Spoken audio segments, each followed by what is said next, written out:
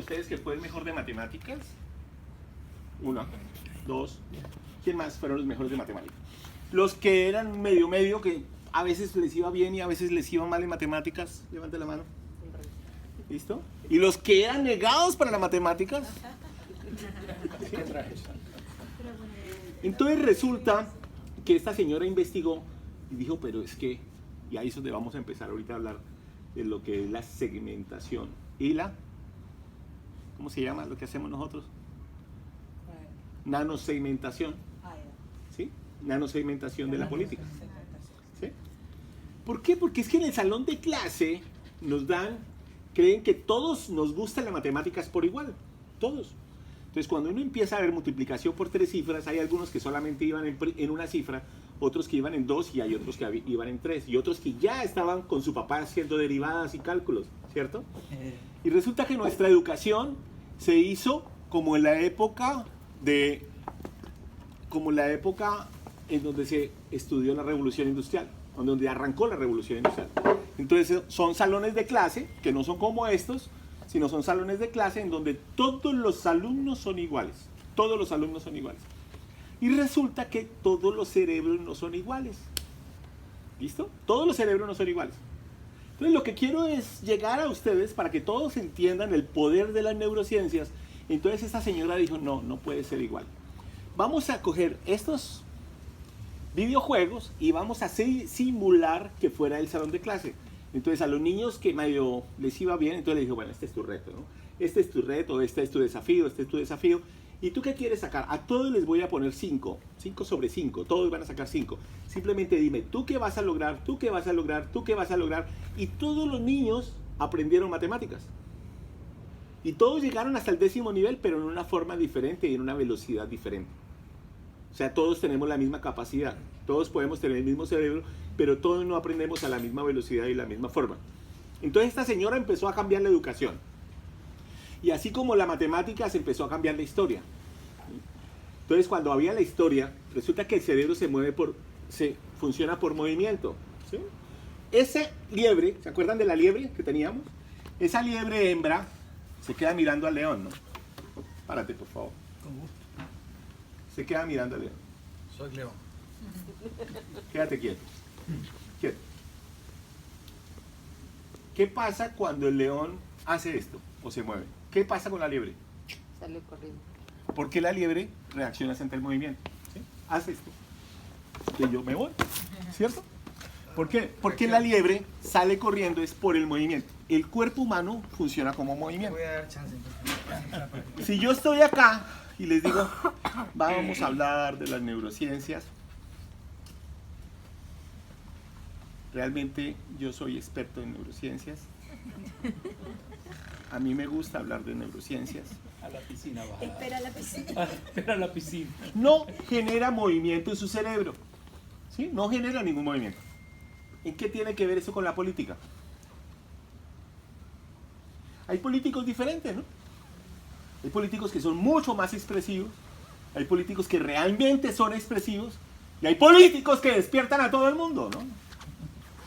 ¿Sí? Y políticos que son muy enérgicos. Y políticos que tienen muchas ganas y que realmente dicen, uy, ese señor se parece a no sé qué, ¿sí?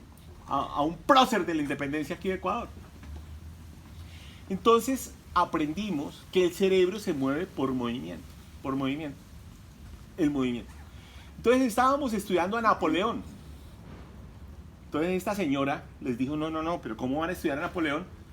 Si vamos a estudiar a Napoleón, ¿ustedes han visto aquí campañas de expectativa? La mayoría de la gente que sabe de neurociencias se dedican también a la publicidad. Creo que hay uno de ustedes que se dedica a la publicidad. La publicidad se vale de las neurociencias para generar expectativa. El cerebro siempre, cuando está la expectativa, funciona de una manera diferente. Acuérdense ustedes aquí en Ecuador de alguna campaña de expectativa, de celulares o de algo que haya salido y que como que nadie sabía qué era. ¿Qué pasaba? Todo el mundo como que habla del tema, ¿cierto? ¿Sí? ¿Les pasó eso? Sí. ¿Hay alguna que se acuerden? ¿Alguna campaña en especial? 20. 20. La de los chanchitos. San Borondón. Laura, también de una canción que sacaron acá, que pintaron en todos los pasos a nivel, Laura no está, Laura se fue, algo así. Y la gente sacaron por todos los canales de televisión y después era una canción que iba a salir al mercado y le crearon una expectativa a todo el mundo. ¿En los políticos se usa la expectativa? Sí, por supuesto. Claro, ¿Sí? claro. Se usa la expectativa. ¿Por qué? Porque así funciona el cerebro. Así funciona el cerebro. O sea que gran parte de lo que ustedes ven que hacen o hacemos en la política, hacemos hoy en día en la política, es porque sabemos cómo funciona el cerebro, cómo funciona. ¿Sí? ¿Hasta ahí estamos bien? ¿Todos? Entonces esta señora médica, Judy Willis dijo, no, por ejemplo, vamos a hablar porque vamos a hablar de Napoleón. Napoleón. Esta señora siempre se iba vestida diferente, como profesora. Empezamos a hacer un ejercicio con una profesora. Entonces, cuando empezábamos la clase de Napoleón, pues primero colocábamos, ¿qué? Para hacer la ambientación de los niños, ¿qué hacíamos? ¿Qué uno puede decir que Napoleón es de dónde? Francia. Francia, entonces colocábamos banderas de Francia, ¿no? Es como si los niños descubrieran qué era lo que íbamos a ver. Como que si jugáramos con todos los niños a saber cuál iba a ser la siguiente charla.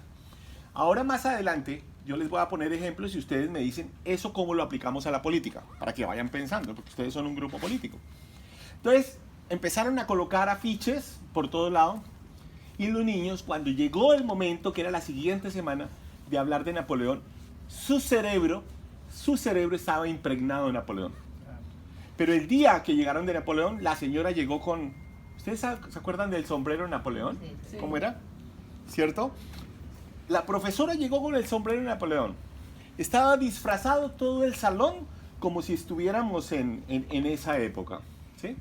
Cuando usted llega con su hijo a la casa y le pregunta, ¿qué viste hoy? Todo el mundo decía, no vimos a Napoleón, es que teníamos una semana y todo el mundo estaba, y queríamos saber porque la profesora siempre que empezaba un tema nuevo los tenía acostumbrados a que se vestía diferente. ¿Sí? Si era Napoleón, se vestía Napoleón, si era la Edad Media, se vestía la Edad Media, si era historia donde fuera, se vestía diferente. Entonces todos los niños, pero habían profesoras que vestían siempre igual. Entonces uno le pregunta al hijo, papá, ¿qué hiciste hoy? No sé, papá, hice muchas cosas. ¿Sí? Pero vamos a ver un caso más pequeño, niños un poco más pequeños. ¿Ok? Resulta que unos niños en kinder, ¿aquí tienen kinder? Sí. Aquí tienen kinder. ¿No? Le llegaban a los niños y les decían, hijo, ¿qué hiciste hoy? Decía, fui a estudiar, papá. ¿Y qué más hiciste? Salí al recreo, papá. ¿Qué más? Jugué fútbol, papá. ¿Pero qué viste en clase? Pues muchas cosas, papá. Vi ciencias. ¿Pero qué viste en ciencias? No sé, no me acuerdo. Porque el cerebro no era impactado. Entonces hay veces uno como político se va a un sitio y echa el mismo discurso de siempre. No hay una impactación, no hay algo diferente, no hay algo raro y uno quiere pasar a ser recordado. ¿Listo? ¿Qué le pasaba a los niños? ¿Cómo se llama un tubérculo aquí? ¿Ustedes conocen el nabo? Sí. ¿Nabo? ¿Cuánto vale una libra de nabos? ¿Un kilo de nabos? ¿$1? Entonces esta profesora iba a hablar de los tubérculos, y le regaló a cada niño un nabo. Niño de 6 años con un nabo. ¿Qué hicieron los niños? Llegaron al pupitre y no era un día normal. Era un día en donde, ¿qué hace un niño cuando ve un nabo encima del pupitre? ¿Qué hace? Lo coge, ¿cómo más? Empieza a explorar. Lo empieza a explorar y dice, Lo rompe. profesora, ¿esto es mío? Profesora, ¿esto es mío? Sí, sí, hijo, te lo regalo. Ay, gracias, profesora. Siempre está el malo que dice, ¡pam! ¡Pam! Se lo empiezan a pelear. Bueno, uno no sabe qué pasa con los nabos, pero finalmente existen los niños una experiencia que por la noche el papá les pregunta y lo primero que hacen cuando llegan a la casa dice, papá, mira, me regalaron un nabo. Me regalaron un nabo. Y es más, me dijeron que ese nabo lo podía meter en tierra y que iban a hacer una mata grande. Y ya tienen algo que se llama experiencial. ¿Sí? Entonces en política sucede lo mismo. ¿Sí? Yo le puedo decir a la persona, voy a ser su alcalde, voy a ser su concejal. Dígame, ¿qué quiere yo que haga con usted? Involúcrelo. Pero si el niño solamente escucha, no se va a involucrar. Y cuando llegue a la casa y le preguntan, ¿cierto? ¿Qué hiciste hoy? No se va a acordar. ¿Qué sucede con el movimiento cerebral cuando yo escribo en el tablero? Ya les sucedió a ustedes en la universidad. que yo puedo escribir con tiza blanca, con el mismo tamaño de letra. ¿Y qué sucede? Que finalmente eso es una ausencia de movimiento.